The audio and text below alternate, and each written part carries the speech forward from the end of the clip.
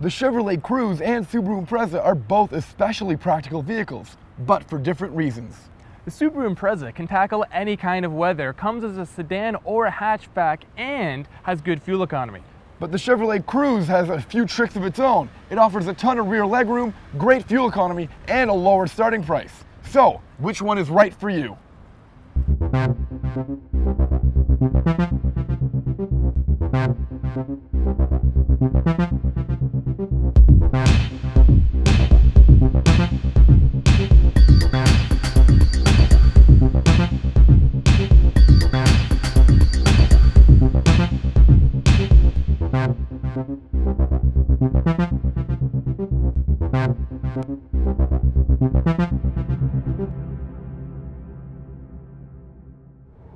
In terms of drivetrains, these two cars couldn't be any more different.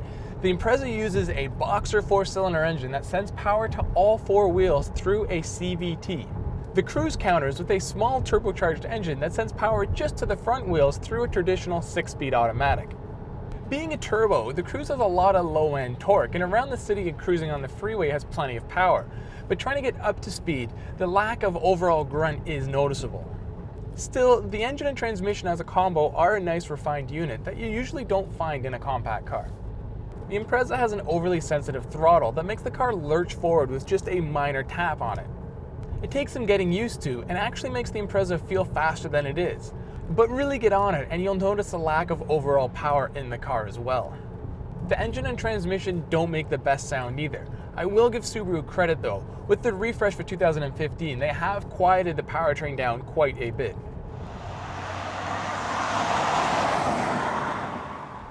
The Subaru Impreza is one of the easier cars to drive in this segment.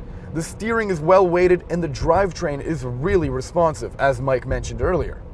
One of the best things about it is how easy it is to see out of. The low belt line, the door-mounted mirrors, and the boxy shape overall give it some great sight lines. The Cruze is easy to see out of as well, but the whole car gives you this impression that you're driving something that's bigger than a compact. I mean, take the steering for instance. It's really hefty. Our test car is outfitted with the RS package, which to Mike and I is a must-have for the Cruze. It improves the aesthetics of the car and the steering and handling. Neither the Cruze nor the Impreza have an interior that's particularly attractive. In the Chevrolet, there is a mess of materials that includes mesh on the dash, plastics that leave a lot to be desired, and a weird combination of other materials. The Impreza's interior is equally lacking, but at least the radio is finally integrated properly into the dash. The other materials, though, don't blend together well, and the climate control rings just look so out of place. All the controls in both cars are laid out in a logical fashion, and I find both infotainment systems easy to use, but Sammy and Subaru Starlink are not friends. The Cruze is a comfortable car despite the RS package. It ignores road imperfection and soaks up bumps really well. The front seats for the most part are comfortable, but I find the upper part by your shoulders pushes me forward too much and has me hunched over. In contrast, the Impreza's ride quality is just average, but the seating position is great and easy for drivers of all types and sizes to be set up in. The Impreza sedan comes with a small trunk for the compact class because the all-wheel drive hardware has to go somewhere. The Cruze is a big car, so it also has a big trunk. But the Impreza does come as a hatchback as well, like Sammy's driving, and that ups cargo capacity greatly and surpasses the Cruze.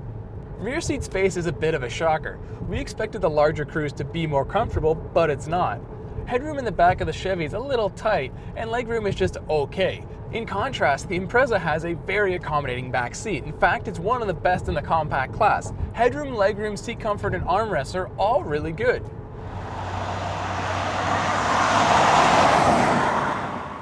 The battle for these two cars is incredibly close, and it really comes down to value and safety.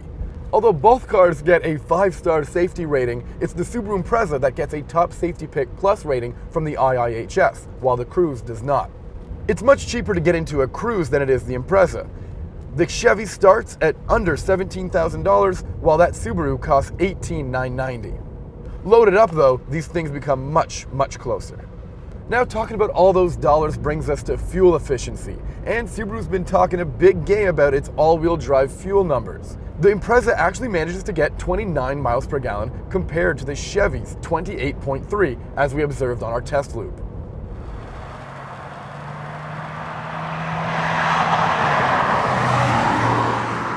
The Chevrolet Cruze is a nice looking vehicle that drives well, but is let down by its interior and poor real-world fuel economy. And the Subaru Impreza isn't a perfect car, but it's easy to drive, practical, and offers all-weather capability. And that's just enough for it to take the victory today.